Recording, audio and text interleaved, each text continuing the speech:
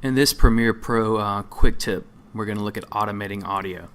And what that is that basically we've got a clip of a guy playing guitar in our sequence, and then he's speaking. We want to fade it down the guitar when he starts speaking. So we could manually drop the audio on this Eric ripping guitar and doorway clip by holding down the Apple or Control key, putting our cursor over the yellow line, clicking at 2 points, and then manually come and fade these down. Okay, so that will work, but I'm going to undo that because if we've got like a 30-40 minute timeline and we're doing this for a lot of clips, it would just take forever. So we're going to double click on this Eric ripping guitar clip, go up to the audio mixer, and by default you should see these all looking at read. What we're going to do is drag the slider here on 2 and we're going to put it in write. So if I put it in write mode, it's going to record basically when we drag this slider.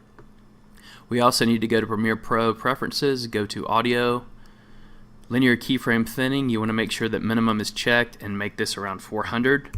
That way if you want to change your keyframes later, you won't have hundreds of them to work with. So we're going to basically have the music start quiet, come up, and then when he starts speaking we'll have the music drop, and then when he stops speaking we'll raise the music back up. So I'm going to put this in write mode. Put it down here at the bottom. I'm going to use my space bar to play this, and then I'll control the slider here, and because it's in write mode it will record what we do. So I'm going to hit the space bar. Okay, now I'll start dropping it.